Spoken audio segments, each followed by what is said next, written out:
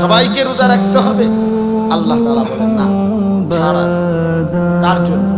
ফামান কানা মিনকুম মারিদান, যে প্রচন্ড সুস্থ, অভিজ্ঞ, দিনদার, বিবেকবান ডাক্তার বলেছে আপনি রোজা রাখলে আপনার এই রোগ প্রচন্ড আকারে বেড়ে যাবে, ক্ষতির আশঙ্কা, মৃত্যুরও আশঙ্কা, এরকম অতিশয় মারাত্মক ভয়ানক রোগ যার, তার জন্য ছাড় আছে।